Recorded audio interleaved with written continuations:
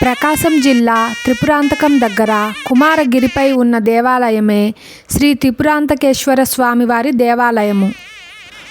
కుమారస్వామి తారాసురుని మెడలో ప్రాణలింగాన్ని ఛేదించి అతనిని సంహరించాడు. ఆ యుద్ధంలో అలసిన కుమారస్వామి ఈ ఆదిశైలం కొండపై విహరించడం వలన కుమారగిరిగా పేరొచ్చింది.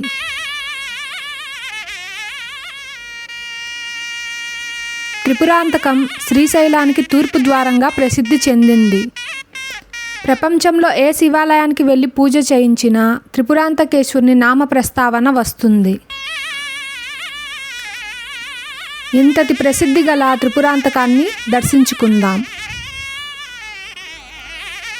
సాధారణంగా ఏ దేవాలయంలోకి ప్రవేశించాలన్నా తూర్పు ఉత్తర ద్వారాల నుంచి ప్రవేశిస్తాము కదా. కానీ ఈ ఆలయంలోకి దక్షిణ ద్వారం నుండి వెళ్ళి నైరుతికి ప్రవేశం ఉంటుంది. ఇదే మెట్ల మార్గం. ఈ గోపురాన్ని కొత్తగా నిర్మిస్తున్నారు.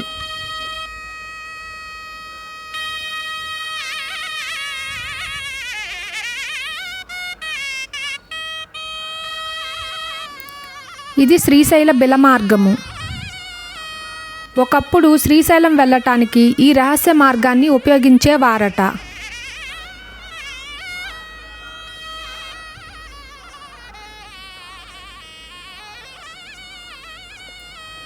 ఈ బిల మార్గము చుట్టూ ఇలా శిల్పాలున్నాయి.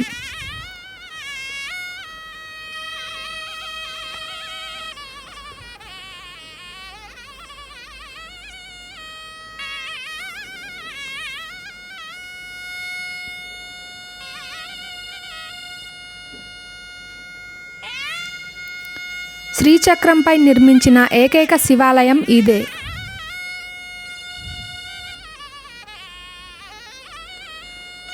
ఇక్కడ నంది స్తంభం మీద కొన్ని శాసనాలున్నాయి.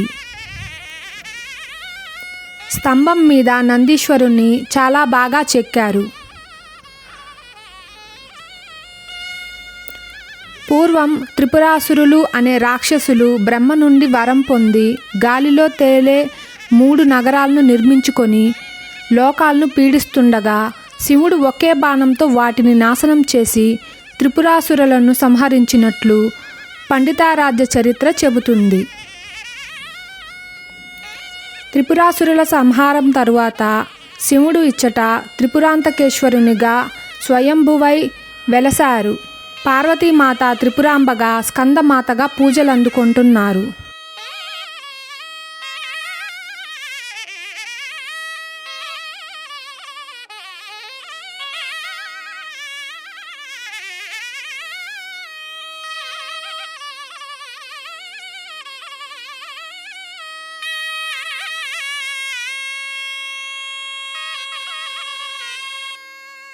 ఇక్కడ చామరకర్ణ రససిద్ధి వినాయకుడిని దర్శించుకోవచ్చు.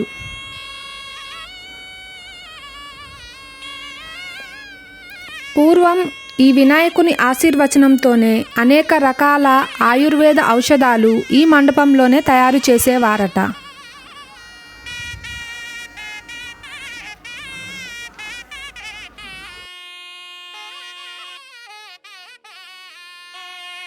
కనిపించే ఉపాలయం చెన్నకేశవ స్వామివారిది. పలనాటి బ్రహ్మనాయుడు ఈ విగ్రహ ప్రతిష్ఠ చేయించారట. మేం వెళ్ళినప్పుడు మరమ్మతులు జరుగుతున్నాయి.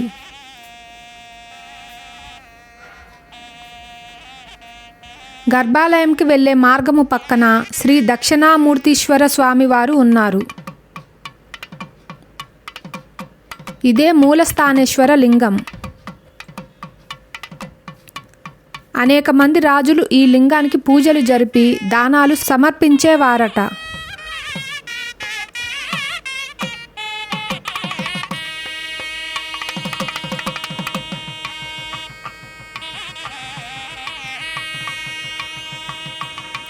పక్కనే కాలభైరవుని విగ్రహం ఉంది. స్వామివారి చూపు పడి తూర్పున ఉన్న గ్రామాలు తగలబడటం వలన తూర్పు గోపురాన్ని మూసివేశారు.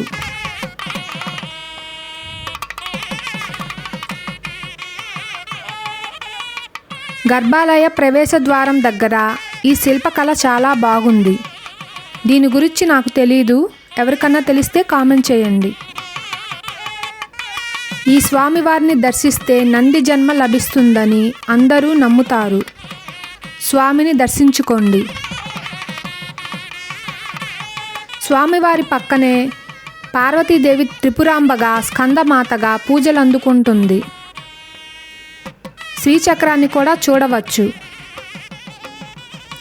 ప్రతి శుక్రవారం అమ్మవారి సన్నిధిలో కుంకుమ పూజ జరుపుతారు. త్రిపురాంతకేశ్వరుని కొండ కింద 1 కిలోమీటర్ దూరంలో బాలా త్రిపుర సుందరి చితాగ్నిగుండంలో వెలిసింది. గర్భగుడి పైనే రాజగోపురం ఉండడం ప్రత్యేకత. కదంబ వనంలో వెలసింది కాబట్టి లలితా సహస్రనామాల్లో కదంబ వాసినిగా పిలుస్తారు. ఈ కదంబ వృక్షాలు కాశీ తరువాత ఇక్కడ మాత్రమే కనిపిస్తాయట.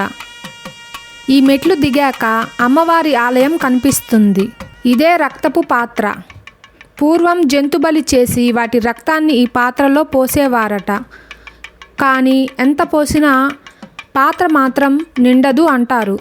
ఈ విగ్రహాలన్నీ అమ్మవారితో పాటు యుద్ధంలో పాల్గొన్న యుద్ధ వీరులవి. ఇక్కడున్న చిన్నమస్తాదేవి అమ్మవారు సైన్యాధ్యక్షురాలిగా వ్యవహరించారట.